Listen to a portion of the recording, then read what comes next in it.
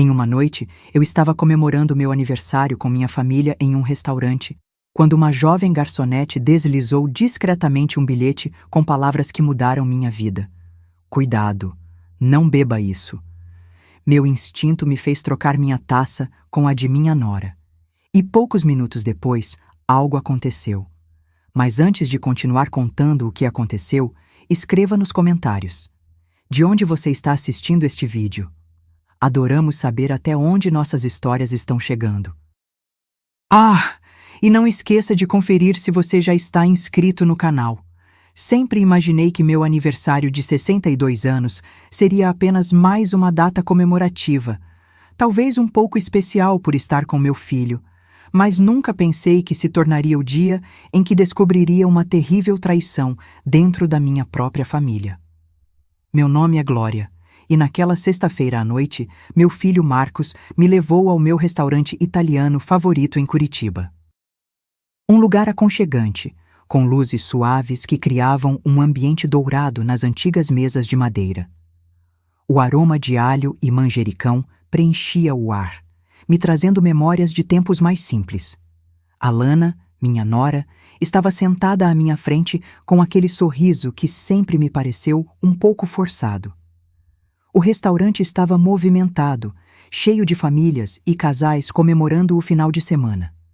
Marcos havia pedido uma garrafa do vinho tinto que eu tanto gostava. Ele serviu nossas taças enquanto me olhava com carinho. Mãe, você está radiante hoje à noite. Por um breve momento, me senti verdadeiramente feliz e amada. Pedimos nossos pratos favoritos. Eu escolhi o frango à parmegiana, como sempre fazia. Marcos pediu espaguete à bolonhesa e Alana optou por uma salada Caesar, alegando estar de dieta. Durante o jantar, notei algo estranho no comportamento dela. Seus dedos tamborilavam nervosamente na mesa e ela verificava o celular com frequência. Cada vez que Marcos se virava para falar comigo, ela nos observava com uma expressão que não consegui decifrar.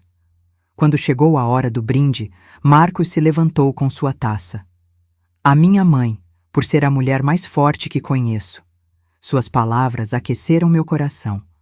Alana também ergueu sua taça, mas notei que suas mãos tremiam levemente. A Glória, ela disse com voz rouca, por ser uma sogra tão especial. A pausa antes da palavra especial me incomodou, mas decidi ignorar. Foi exatamente nesse momento, quando eu estava prestes a levar a taça aos lábios, que percebi alguém se aproximando discretamente da nossa mesa. Era uma jovem garçonete de cabelos castanhos presos.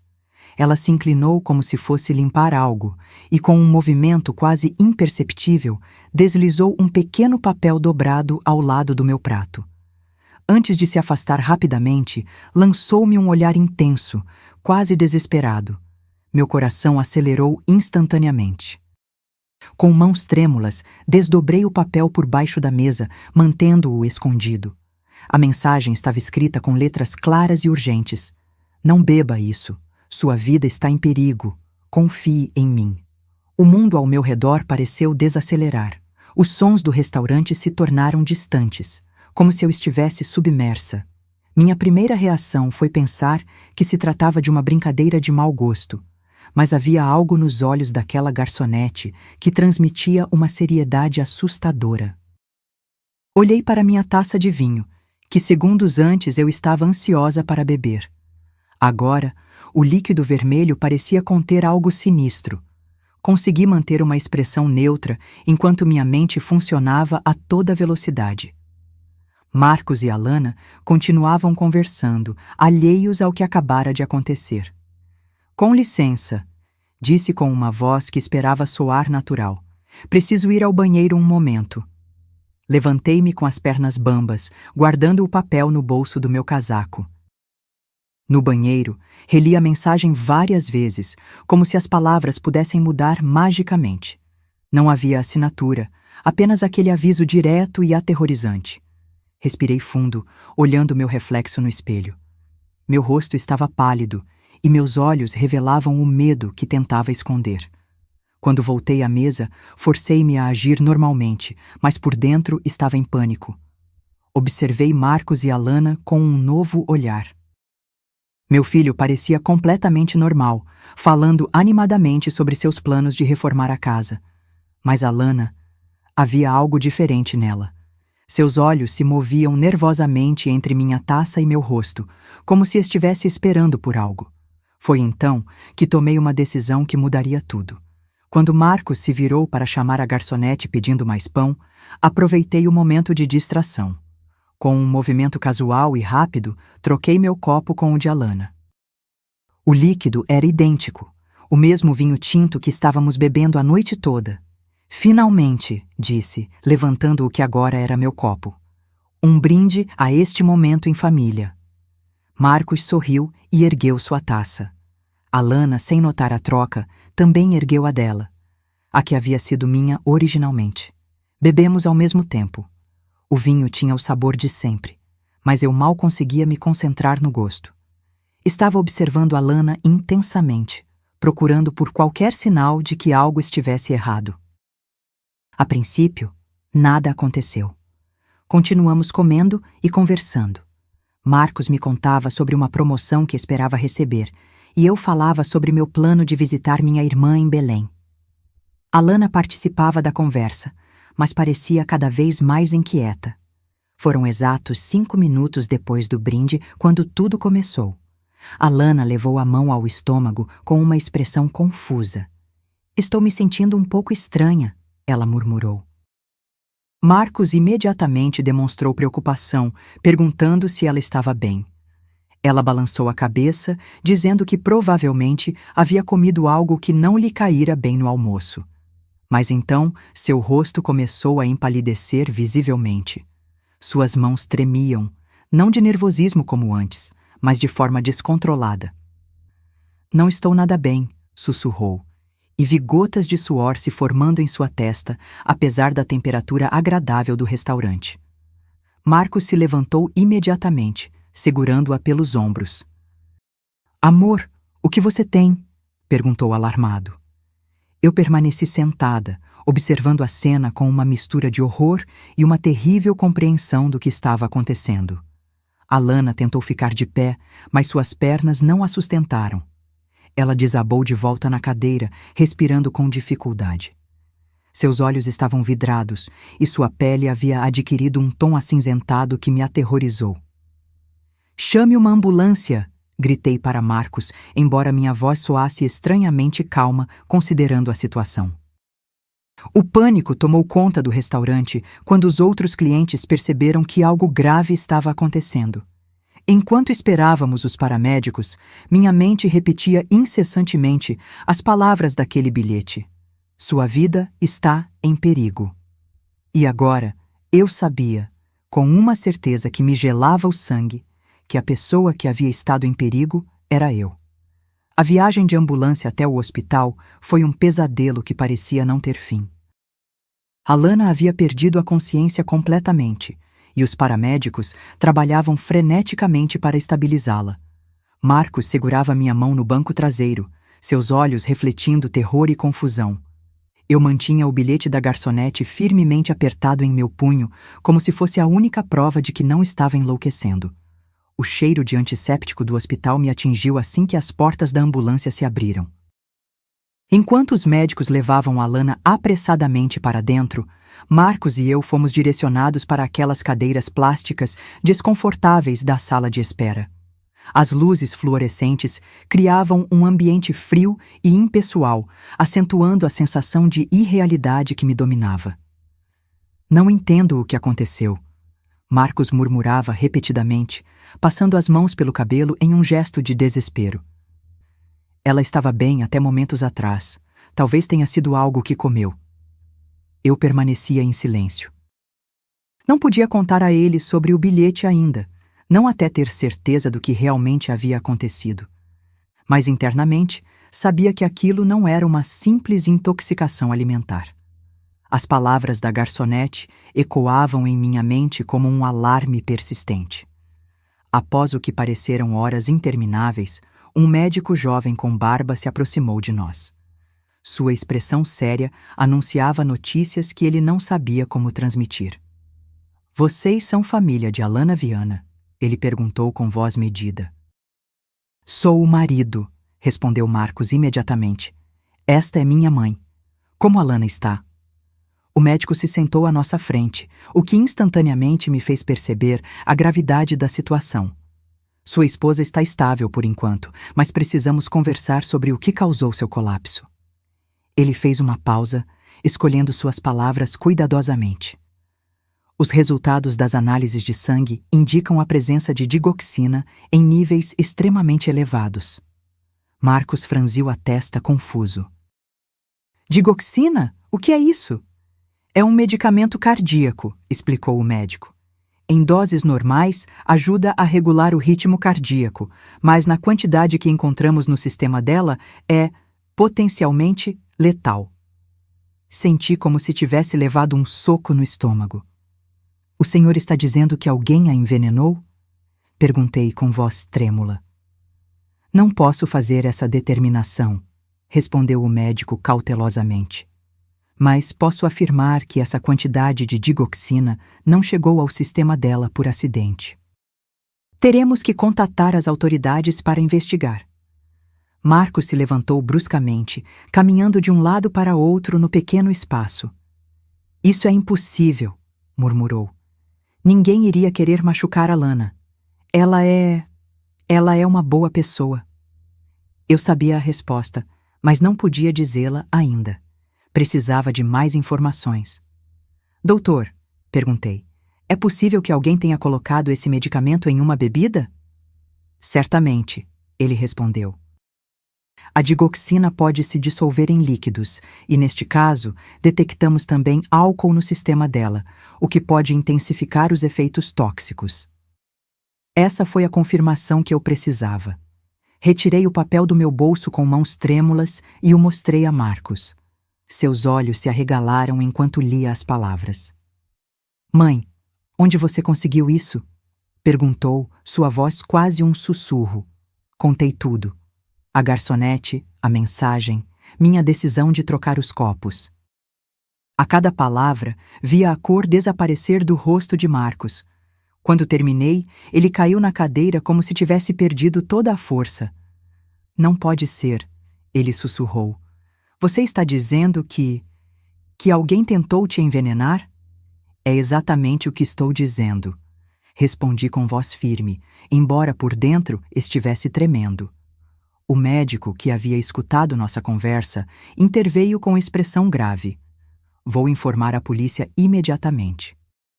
E precisaremos fazer análises de sangue em vocês dois também, para garantir que não ingeriram nada perigoso. Quando o médico saiu, Marcos e eu permanecemos em um silêncio pesado. Eu podia ver sua mente trabalhando, processando a informação, chegando a conclusões que ele se recusava a aceitar. Marcos, disse suavemente, preciso te perguntar algo e quero que você pense cuidadosamente antes de responder. Ele me olhou com olhos cheios de dor e confusão.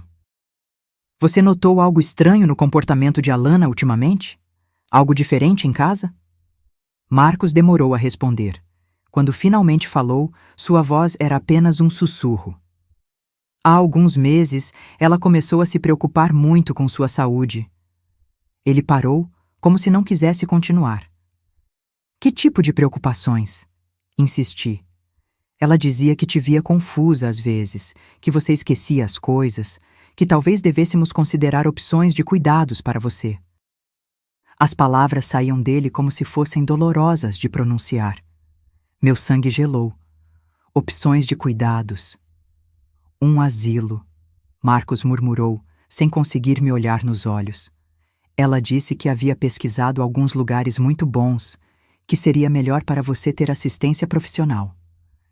Marcos, disse com voz trêmula, eu não tenho problemas de memória, não estou confusa, estou perfeitamente bem. Eu sei, ele sussurrou. Meu Deus, eu sei, mas ela era tão convincente. Ela me mostrava artigos sobre demência precoce, falava sobre sinais de alerta, e eu queria acreditar que ela só estava preocupada com você. O que mais? Perguntei, embora não tivesse certeza se queria ouvir a resposta. Marcos cobriu o rosto com as mãos. No mês passado, ela sugeriu que você deveria me dar uma procuração sobre suas finanças. Disse que era apenas por precaução, caso algo acontecesse com você. Sua voz falhou. E eu estava prestes a concordar. Pensei que fosse a da atitude correta. Senti uma onda de náusea. O quadro completo começava a se formar, e era mais horrível do que eu havia imaginado. Alana não apenas planejara me envenenar, mas preparara o terreno para que minha morte parecesse inevitável, até mesmo esperada. Tem mais alguma coisa? Continuei, com a voz quase inaudível. Há 3 semanas encontrei frascos de pílulas na bolsa dela. Quando perguntei, ela disse que eram vitaminas para ela, mas agora que penso, nunca a vi tomando-as. Nesse momento, uma enfermeira se aproximou de nós. Senhora Viana? Sou eu, respondi automaticamente. A polícia está aqui e gostaria de falar com vocês. O médico também quer informá-los sobre algo que encontramos nas análises adicionais. Seguimos a enfermeira até uma sala privada, onde nos esperavam 2 detetives e o médico que havíamos conhecido antes. Sua expressão estava ainda mais séria do que anteriormente. Fizemos análises mais detalhadas, ele começou, e encontramos algo perturbador. A senhora Viana não só tinha digoxina no sistema, como também traços de outros medicamentos cardíacos. Parece que ela vinha ingerindo pequenas quantidades por um período prolongado. Meu mundo estremeceu. O senhor está dizendo que alguém tem me envenenado gradualmente? É a explicação mais provável para o que estamos observando nos exames, confirmou o médico. Uma das detetives, uma mulher de meia-idade com cabelo grisalho, se inclinou para a frente. Senhora Viana, a senhora tem tomado algum medicamento recentemente? Notou algum sintoma em comum? Refleti sobre os últimos meses. As tonturas ocasionais que atribuía à idade, a fadiga que considerava normal, os momentos de confusão que me preocupavam, mas que decidi ignorar. Sim, sussurrei. Tenho sentido coisas, mas pensei que fosse apenas parte do envelhecimento. Marcos segurou minha mão. Mãe, por que você não me disse nada? Porque eu não queria te preocupar, respondi sinceramente. E por que Alana me assegurou que era normal para a minha idade? As palavras pairaram no ar como uma acusação.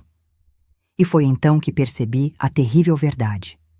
Minha própria nora estava tentando me matar lenta e sistematicamente, enquanto convencia meu filho de que eu estava perdendo a razão. O monstro não vinha de fora. Estava vivendo dentro da minha própria família. Os dias seguintes se desenrolaram como um pesadelo em câmera lenta. Alana permanecia na UTI, estável, mas ainda inconsciente. Marcos não saía do meu lado, como se temesse que algo pudesse me acontecer se me deixasse sozinha. A culpa o consumia visivelmente. Eu podia ver isso em cada nova ruga que surgia em seu rosto cansado. A detetive Sara Matos me visitou 3 vezes nos 4 dias seguintes. Era uma mulher meticulosa, com olhos perspicazes que pareciam enxergar através de mentiras. Cada conversa revelava mais peças do terrível quebra-cabeça que havia sido minha vida nos últimos meses. Senhora Viana, ela me disse durante nosso último encontro, investigamos o histórico médico de sua nora. O que encontramos é perturbador. Estávamos sentadas na minha sala de estar, o mesmo local onde tantas vezes Alana havia vindo cuidar de mim durante meus supostos episódios de confusão. Agora, cada canto daquele cômodo parecia contaminado por suas mentiras. Alana trabalhou como assistente médica por 5 anos antes de se casar com seu filho. Continuou a detetive. Ela tinha acesso a medicamentos e conhecia perfeitamente os efeitos de diferentes substâncias. Marcos, sentado ao meu lado, parecia cada dia mais abatido. Mas por que ela machucaria minha mãe? Nunca percebi que houvesse algum problema entre elas. A detetive trocou um olhar significativo comigo antes de responder. Senhor Viana, verificamos os registros financeiros de sua mãe. O senhor está ciente de que é o único beneficiário do testamento dela? Claro, respondeu Marcos. É minha mãe, mas isso não significa nada. Eu nunca desejei que algo acontecesse a ela por dinheiro. Não, mas sua esposa sabia sobre a herança, disse a detetive suavemente. E de acordo com nossas investigações, ela vinha pressionando o senhor para que sua mãe fizesse mudanças em seus documentos legais. Lembrei-me de todas aquelas conversas aparentemente inocentes, onde Alana sugeria que seria prudente eu colocar meus assuntos em ordem, como ela insistia em me acompanhar às consultas médicas. Sempre com aquele sorriso preocupado e a voz cheia de falsa compaixão. Há algo mais, continuou a detetive. Encontramos correspondências no computador de Alana. Ela vinha pesquisando casas de repouso especializadas em pacientes com demência, lugares muito caros, onde os pacientes raramente recebem visitas familiares. Meu estômago se revirou. Ela estava planejando me internar? Parece que sim, mas não apenas isso. Também encontramos buscas sobre como acelerar o declínio cognitivo em idosos e métodos para fazer uma morte parecer natural em pacientes com doenças cardíacas. Marcos se levantou bruscamente, caminhando até a janela. Seus ombros tremiam. Meu Deus, ele murmurou. Que tipo de monstro ela é? Mas eu precisava saber mais.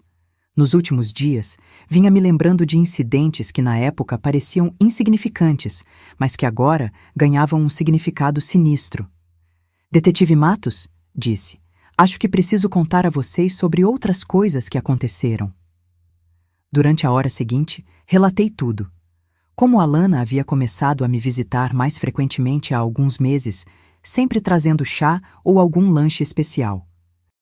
Como, após essas visitas, eu me sentia estranhamente cansada e confusa. Como ela havia começado sutilmente a questionar minha memória na frente de Marcos, dizendo coisas como: Glória, você não se lembra de que já me contou essa história ontem?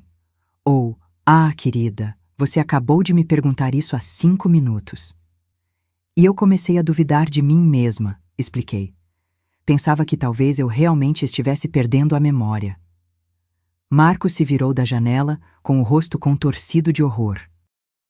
E eu acreditava nela, ele sussurrou. Toda vez que ela vinha em casa e me dizia que você tinha tido um episódio, eu acreditava. Pensei que ela estivesse sendo uma boa esposa ao cuidar de você. A detetive Matos fazia anotações meticulosamente. A senhora se lembra de algum episódio específico? Sim, respondi, sentindo a raiva começar a substituir o medo. Há 2 meses, Alana veio almoçar comigo. Ela trouxe uma sopa caseira, disse que tinha feito demais e não queria desperdiçar. Depois de comê-la, me senti tão mal que precisei me deitar.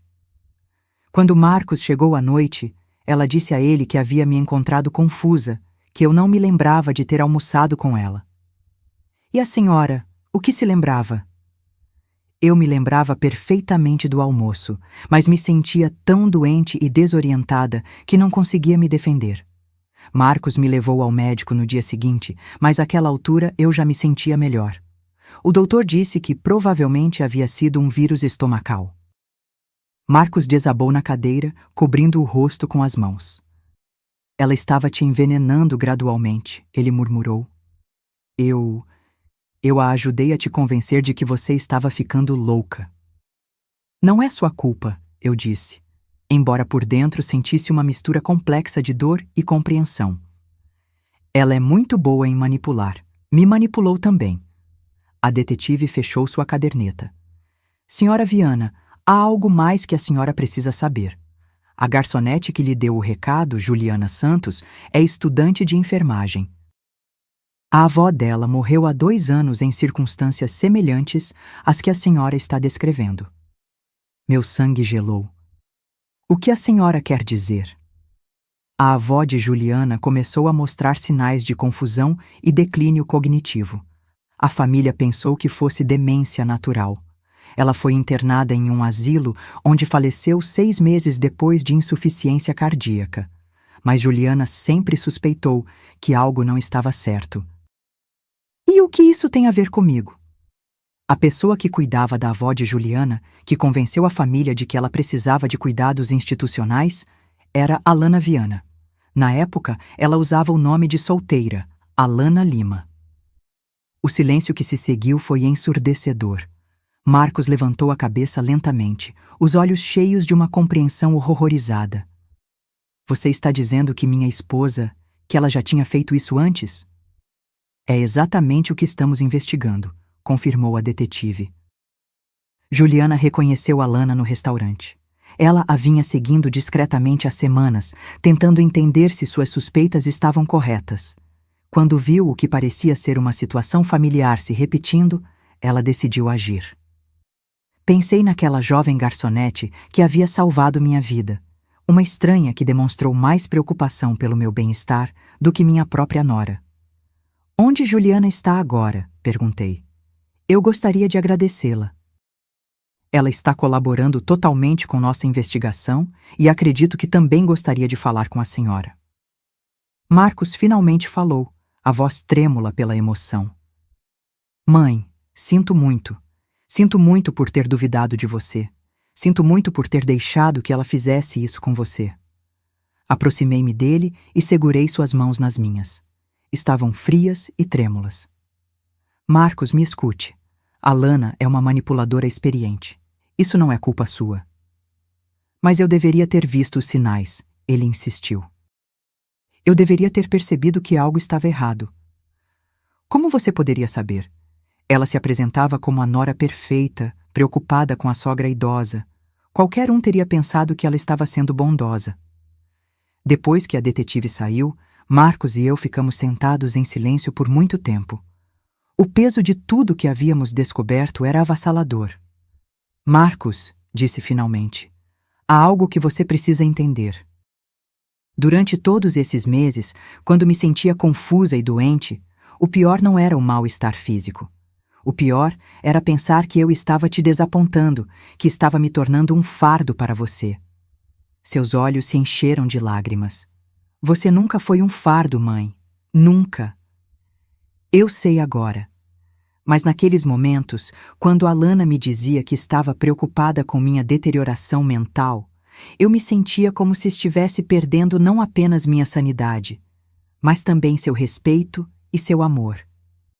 Ela sabia exatamente onde atacar, Marcos murmurou.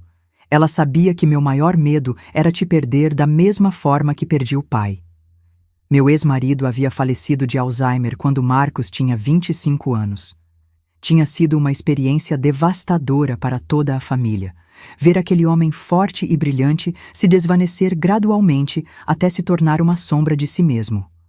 Alana usou essa experiência contra nós, continuei.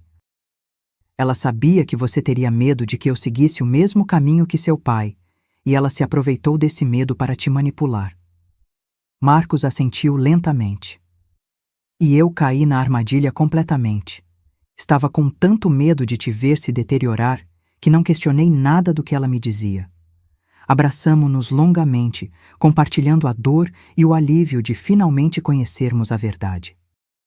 Embora o caminho à nossa frente fosse incerto e assustador, pelo menos agora sabíamos contra o que estávamos lutando. Alana despertou do coma 4 dias depois de ter bebido o veneno originalmente destinado a mim. Quando a detetive Matos me ligou para informar, senti uma estranha mistura de alívio e apreensão. Por um lado, estava feliz por ela não ter morrido.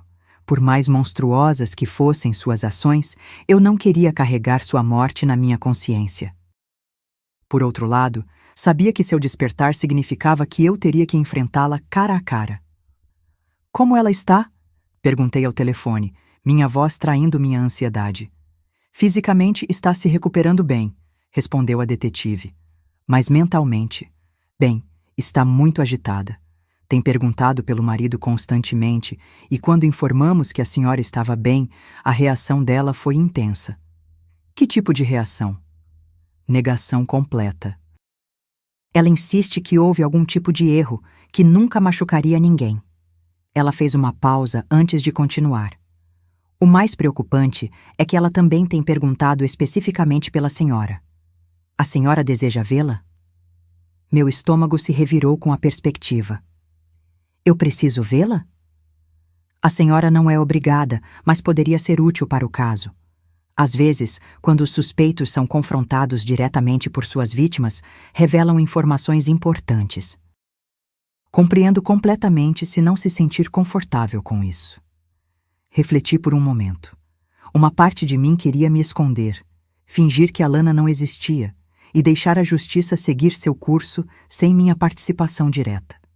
Mas outra parte, uma parte mais forte e determinada, queria olhá-la nos olhos e mostrar que ela não havia conseguido me destruir. Eu irei, disse finalmente, mas quero que Marcos esteja presente. Claro. Amanhã à tarde seria conveniente para vocês? Naquela noite, Marcos e eu nos sentamos na minha cozinha, bebendo chá e nos preparando mentalmente para o confronto iminente. Ele havia se tornado incrivelmente protetor comigo desde que descobrimos a verdade, quase como se temesse que Alana pudesse me ferir mesmo de seu leito de hospital. Mãe, ele disse suavemente, você não precisa fazer isso. Podemos deixar a polícia e os advogados cuidarem de tudo. Não, eu preciso, respondi com mais firmeza do que sentia. Preciso vê-la, preciso entender como pude ser tão cega por tanto tempo. Você não estava cega, Marcos insistiu. Ela é uma manipuladora experiente. Talvez, mas também acho que uma parte de mim não queria ver os sinais porque desejava acreditar que finalmente tinha uma nora que se importava comigo. No dia seguinte, ao entrarmos no hospital, senti como se estivesse caminhando para minha própria execução. A detetive Matos nos escoltou por corredores que cheiravam a desinfetante e medicamentos, até a sala onde Alana estava sendo vigiada. Um policial permanecia na porta, o que me trouxe uma leve sensação de segurança. Quando a detetive abriu a porta e vi Alana pela primeira vez desde aquela noite no restaurante, toda a minha preparação mental pareceu se dissipar.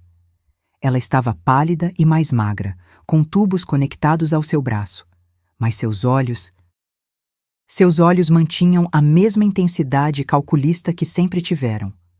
Ao me ver entrar, sua expressão mudou instantaneamente para uma de vulnerabilidade fingida. Glória, ela disse com voz fraca, estendendo a mão em minha direção. Graças a Deus você está bem. Fiquei tão preocupada. Permaneci parada próxima à porta, recusando-me a me aproximar de sua cama. Marcos se posicionou protetoramente entre nós duas. Alana, disse com voz firme, nós sabemos o que você fez. Sua expressão de confusão parecia genuína, mas eu já havia aprendido o quanto ela era boa atriz. Do que você está falando? Fui eu quem ficou doente. Alguém tentou nos envenenar. Não, respondi. Alguém tentou me envenenar, e essa pessoa era você. Pela primeira vez, vislumbrei algo mais sombrio em seus olhos, mas ela rapidamente o escondeu atrás de lágrimas aparentemente sinceras. Glória, não entendo por que você está me acusando de algo tão terrível.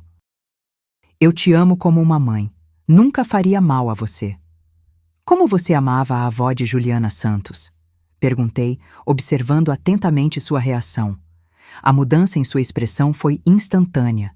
As lágrimas secaram, a vulnerabilidade desapareceu e, por um momento, vi a verdadeira Alana, fria, calculista, furiosa. Não sei de quem você está falando, ela disse, mas sua voz havia perdido toda a calidez fingida. Marcos deu um passo à frente. Alana, encontramos os medicamentos na nossa casa. Encontramos sua correspondência. Sabemos sobre o dinheiro, sobre os documentos que você fez minha mãe assinar. Sabemos de tudo. Alana se ajeitou na cama e sua máscara de vítima inocente começou a desmoronar completamente. Marcos, querido, você precisa entender. Tudo o que fiz foi por nós, pelo nosso futuro. Nosso futuro? Ele repetiu, incrédulo. Sua mãe é idosa, Marcos. Ela não tem muitos anos bons pela frente. Não seria melhor que pudesse desfrutar de seus últimos anos em um lugar onde recebesse cuidados apropriados, enquanto construímos nossa vida juntos, sem o fardo de nos preocuparmos constantemente com ela? A frieza com que ela falava sobre mim, como se eu fosse um objeto inconveniente, me provocou náuseas. E o dinheiro? Perguntou Marcos. Tudo isso era por causa do dinheiro? Alana suspirou, como se estivesse explicando algo óbvio a uma criança. O dinheiro é importante, Marcos. Sua mãe não vai viver para sempre, e quando ela se for, por que não nos certificarmos de que estaremos confortáveis? Ela não precisa de todas essas economias em um asilo. Você está falando sobre me matar? Intervim com voz trêmula, mas firme. Pela primeira vez, Alana me encarou diretamente com puro ódio. Estou falando sobre ser prática em uma situação inevitável. Como você foi prática com a avó de Juliana? O sorriso dela se tornou cruel. Helena Santos era uma idosa solitária que morreria de qualquer forma. Pelo menos me certifiquei de que seus últimos meses fossem confortáveis e que seu dinheiro fosse para mãos mais úteis. A família dela a visitava uma vez por mês, com sorte. Eu fui a única que realmente se importou com ela no final. Marcos tremia visivelmente de raiva. Quantas outras pessoas você machucou, Alana? Não machuquei ninguém, ela respondeu com frieza. Proporcionei uma transição pacífica para pessoas que já estavam sofrendo. Uma transição pacífica? Repeti incrédula. Você chama envenenar idosos gradualmente até a morte de transição pacífica?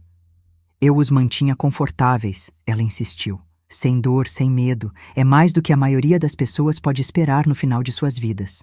A detetive Matos, que estava fazendo anotações silenciosamente, finalmente falou. Senhora. Viana, a senhora está admitindo que causou intencionalmente a morte de Helena Santos e que planejava fazer o mesmo com Glória Viana? Alana percebeu tarde demais o que havia revelado. Tentou recuar. Não, eu não. Eu estava falando hipoteticamente. Estou confusa por causa dos medicamentos. Mas o dano já estava feito. Ela havia mostrado sua verdadeira face e todos naquela sala haviam testemunhado. Alana, disse, aproximando-me da cama, mas mantendo-me fora de seu alcance. Quero que saiba de uma coisa. Durante meses, você me fez duvidar da minha própria sanidade. Me fez sentir como se eu fosse um peso, como se estivesse perdendo meu valor como pessoa.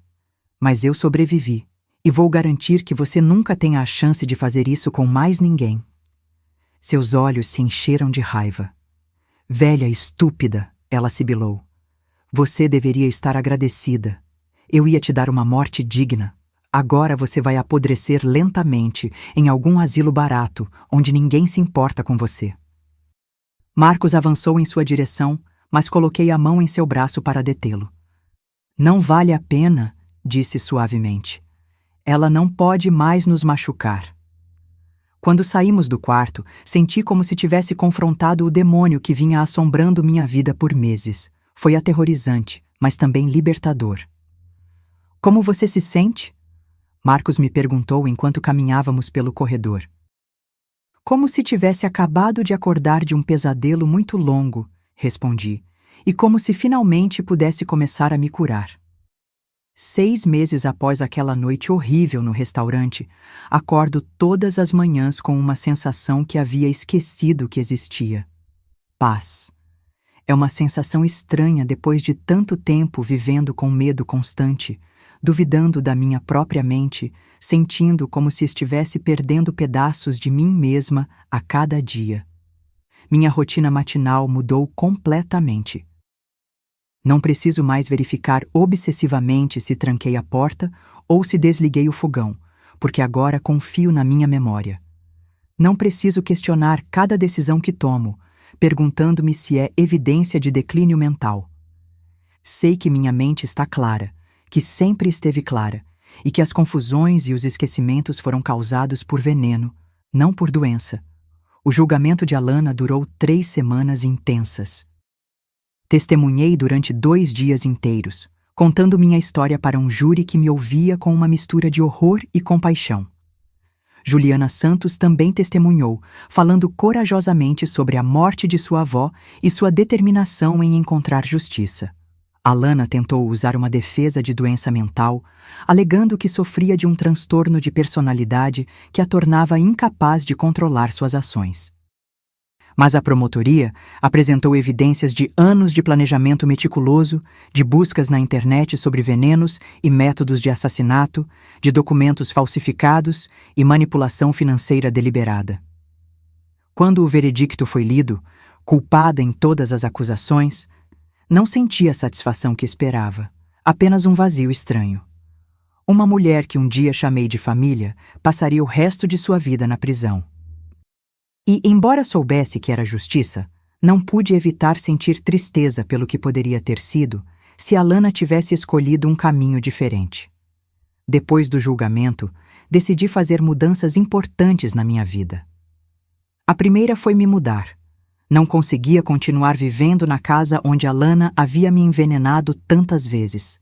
Cada canto carregava lembranças daqueles meses terríveis, e eu precisava de um espaço novo para construir uma vida nova. Encontrei uma casinha encantadora perto do lago em Florianópolis, com um jardim que me permite passar horas trabalhando com as mãos na terra. Há algo profundamente curativo em plantar sementes e vê-las crescer, em criar vida depois de ter estado tão perto de perdê-la. Juliana Santos tornou-se uma parte importante da minha nova vida. Nos encontramos regularmente para tomar café e desenvolvemos uma amizade que vai muito além das circunstâncias que nos uniram. Ela está terminando a faculdade de enfermagem e tenho ajudado financeiramente com seus estudos. É minha maneira de honrar a memória de sua avó, Helena, e de agradecê-la por salvar minha vida. Senhora Viana, ela me disse durante uma de nossas visitas recentes, há algo que quero lhe contar. Diga, querida. Tenho pensado em me especializar em cuidados geriátricos. Quero trabalhar com pessoas idosas, ajudá-las a manter sua dignidade e independência o máximo possível. Isso é maravilhoso, Juliana. O que inspirou essa decisão? A senhora, ela respondeu simplesmente. Ver como lutou para recuperar sua vida, como se recusou a ser definida pelo que Alana lhe fez, me mostrou que os idosos não são vítimas indefesas. São guerreiros que sobreviveram a décadas de vida e merecem respeito e proteção. Suas palavras me encheram de um calor que não sentia há muito tempo. Saber que minha experiência horrível poderia inspirar algo positivo no mundo deu um propósito a toda a dor que havia sofrido. Comecei a falar publicamente sobre minha experiência, não para buscar atenção ou simpatia, mas para educar outras famílias sobre os sinais de abuso contra idosos. É surpreendente quantas pessoas se aproximam de mim, depois das palestras, para dizer que reconhecem alguns dos padrões que descrevo em suas próprias famílias. Uma mulher de 70 anos me contou que seu genro vinha pressionando-a para ter acesso às suas contas bancárias, usando o mesmo tipo de manipulação que Alana usou comigo. Outra família percebeu que os episódios de confusão de seu pai sempre ocorriam após as visitas de sua nova cuidadora. Não posso salvar a todos, mas se minha história puder prevenir que seja apenas um caso de abuso, então tudo pelo que passei terá valido a pena. Marcos e eu trabalhamos juntos em terapia familiar e, aos poucos, construímos uma confiança nova e mais profunda. A culpa que ele carregava por ter duvidado de mim, por ter permitido que Alana o manipulasse, o havia consumido por semanas após o julgamento. Mãe, ele me disse durante uma de nossas sessões, acho que uma parte de mim sempre soube que algo não estava certo, mas era mais fácil acreditar que sua mente estava se deteriorando do que enfrentar a possibilidade de que minha esposa fosse uma mentirosa. Por que era mais fácil? A terapeuta perguntou. Porque se minha mãe estivesse doente, eu poderia ser o herói que cuidava dela. Mas se Alana estivesse mentindo, isso significava que eu havia escolhido mal, que eu havia trazido perigo para a vida da minha mãe. Isso me tornava o vilão da história. Foi doloroso ouvir isso, mas também foi um alívio.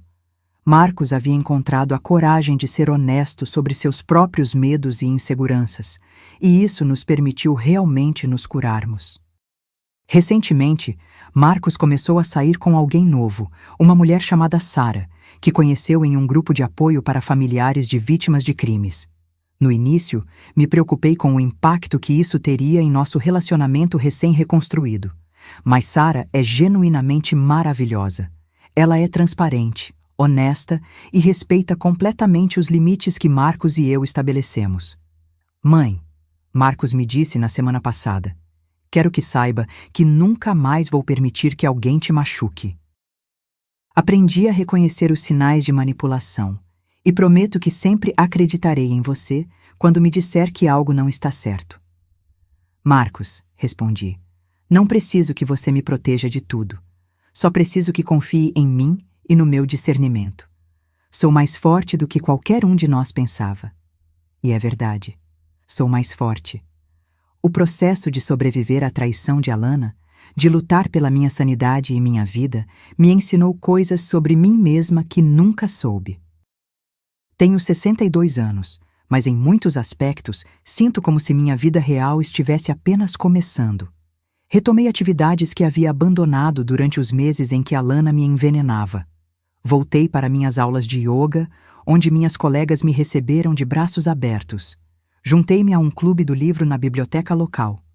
Até comecei a ter aulas de pintura, algo que sempre quis fazer, mas nunca encontrei tempo. Cada nova atividade, cada nova amizade, cada dia que acordo sem medo é uma vitória sobre o que Alana tentou fazer comigo. Uma tarde, enquanto trabalhava no meu jardim, encontrei uma carta na caixa de correio. Não tinha remetente, mas reconheci imediatamente a letra. Era de Alana, escrevendo da prisão.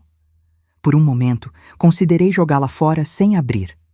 Eu não devia nada a ela e não tinha a obrigação de ler suas palavras, mas a curiosidade foi mais forte que minha cautela. A carta era breve e, como era típico de Alana, completamente centrada nela mesma. Ela não pedia perdão pelo que havia feito. Em vez disso, reclamava das condições da prisão e insistia que havia sido mal interpretada. Terminava com uma frase que me fez rir, apesar de tudo. Espero que você aprecie o favor que tentei te fazer. Mesmo depois de condenada por múltiplos assassinatos, Alana ainda se via como a heroína de sua própria história. Era um lembrete perfeito de por que ela havia sido tão perigosa e de por que minha decisão de cortar todo o contato com ela era a correta. Queimei a carta na minha lareira naquela noite, observando as palavras se transformarem em cinzas. Foi simbólico. O último vestígio de poder que Alana tinha sobre mim se dissolveu em fumaça e desapareceu para sempre. Esta manhã, enquanto tomo meu café na varanda da minha nova casa, observando o sol nascer sobre o lago, reflito sobre tudo o que perdi e tudo o que ganhei. Perdi minha inocência sobre a capacidade humana para o mal. Perdi a versão de mim mesma que acreditava que a bondade seria sempre reconhecida e recompensada. Mas ganhei algo muito mais valioso. Ganhei a certeza absoluta da minha própria força. Ganhei a sabedoria que vem de sobreviver ao impensável. Ganhei uma relação mais profunda e honesta com meu filho e ganhei a satisfação de saber que minha experiência está ajudando a proteger outras pessoas. Aos 62 anos, aprendi que a vida pode mudar em um instante. Pode se transformar em um pesadelo sem aviso, mas também pode se transformar em algo belo quando menos se espera. A chave é nunca desistir, é continuar lutando, mesmo quando parece que toda a esperança se perdeu. Sou Glória Viana. Sobrevivi a uma tentativa de assassinato por parte da minha própria família e estou aqui para contar minha história. Não como uma vítima, mas como uma guerreira que se recusou a ser silenciada. E cada dia que acordo livre, sã e no controle da minha própria vida é minha vingança mais doce contra aqueles que pensaram que poderiam me destruir. Agora, se você gostou dessa história, já clica nesse próximo vídeo que está aparecendo na tela, porque nele há história de traição e reviravolta como você nunca viu antes.